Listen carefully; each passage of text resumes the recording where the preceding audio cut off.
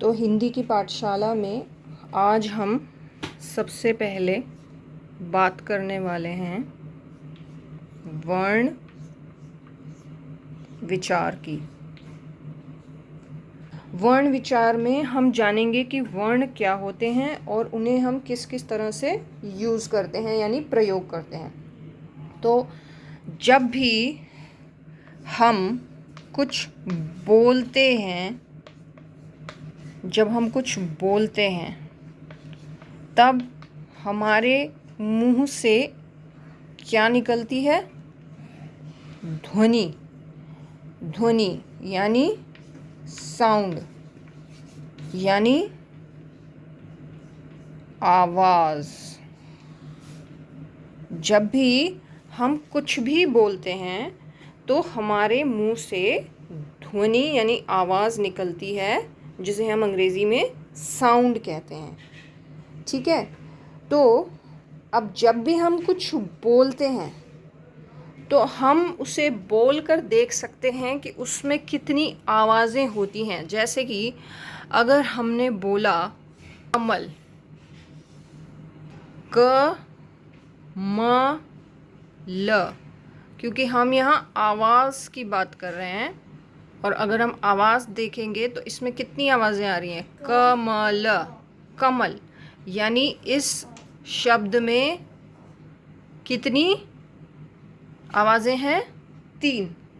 तो इन्हीं आवाज़ों को हम हिंदी में ध्वनि कहते हैं और यही जो आवाज़ होती है इसे जब हम लिखते हैं यानी हमने लिखा, जैसे आपने सुना कमल, कमल, कमल, ये आपने सुना, ये आवाज़ थी। लेकिन जब हमने इसे लिखा तो हमने क को ऐसे लिखा, म को ऐसे लिखा और ल को ऐसे लिखा। तो ये 3 अक्षर और ऐसे ही कई और अक्षर, ये सबसे छोटी भाषा की सबसे छोटी इकाई, और इकाई का क्या मतलब होता है? यूनिट। इकाई को इंग्लिश में यूनिट कहते हैं। भाषा की सबसे छोटी इकाई क्या होती है? वर्ण।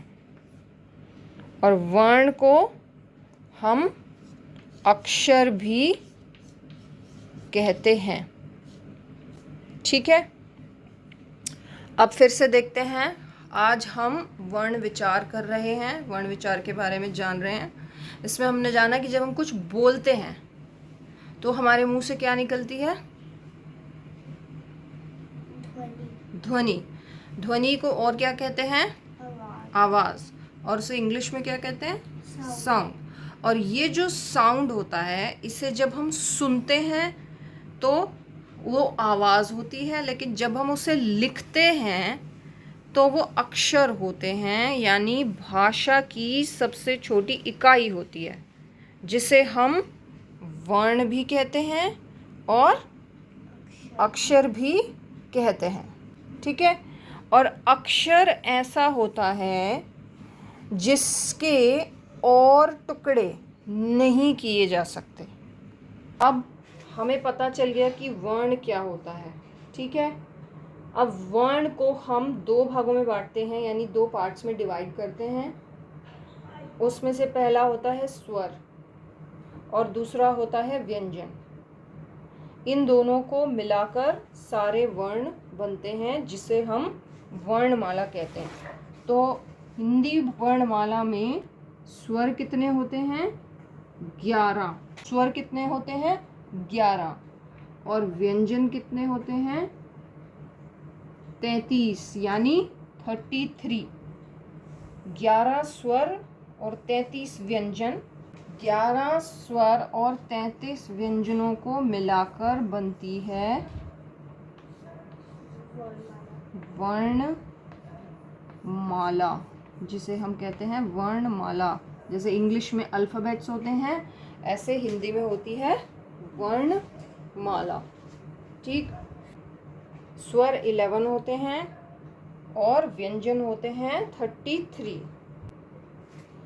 अब इसमें हम सबसे पहले देखते हैं कि ये जो 11 स्वर हैं ये कौन से होते हैं। अ, आ, इ, ई, उ, ऊ, री, ए, आए, ओ, आओ। अब इसको अगर आप गिनोगे तो ये कितने बनेंगे? 11। अ, आ, ई, उ, ऊ, ऊ, री, ए, आए, ओ, आओ। 1 2 3 4 5 6 7 8 9 10 11। ये हो गए 11 स्वर यानी 11 स्वर। और स्वर क्या होते हैं? स्वर वो होते हैं जिन्हें बोलने के समय किसी भी अन्य वर्ण की सहायता नहीं ली जाती है। मतलब कि कोई भी और वर्ण की सहायता नहीं लेते हैं इन्हें बोलने के लिए। ये अब हम आगे बढ़ते हैं व्यंजन की तरफ। अगले होते हैं व्यंजन। व्यंजन कितने होते हैं? कितने लिखते? 33 यानी 33। अब व्यंजन क्या होते हैं? व्यंजन वो होते हैं जिन्हें बोलने के लिए स्वर की सहायता ली जाती है। हाँ, इनको बोलने के लिए स्वर की सहायता ली जाती है। बिना स्वर की सहायता के हम इन्हें नहीं बोल सकते हैं। तो इन्हें बोलने के लिए स्वर की सहायता की ज़रूरत होती है हमें। अब जब भी हम किसी व्यंजन को बिना स्वर के लिखते हैं, अगर हमें किसी व्यंजन को बिना स्वर के लिखना है तो हम उसके नीचे ऐसा एक निशान लगाते हैं जिसे हम हलंत कहते हैं। जब भी किसी अक्षर के नीचे ये हलंत लगा है इसका मतलब उसके साथ कोई भी स्वर नहीं है। जैसे क लिखा और इसके नीचे हलंत लगाया तो ये है सिर्फ क। क नहीं है, ये है क। हाँ, और स्वर के साथ हम हलंत नहीं लगाएंगे इसमें। तो अभी हम सबसे पहले बिना स्वर के हम व्यंजन को एक बार लिख कर देखेंगे। क, ख, ग, घ और इंगे साथ साथ लिखते जाओ।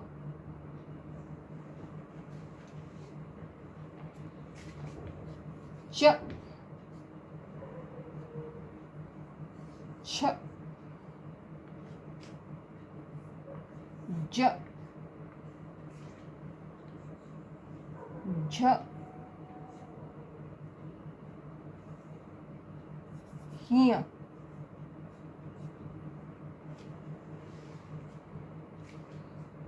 ट, ठ, ड, ढ, ण, त, थ, द, ध, न,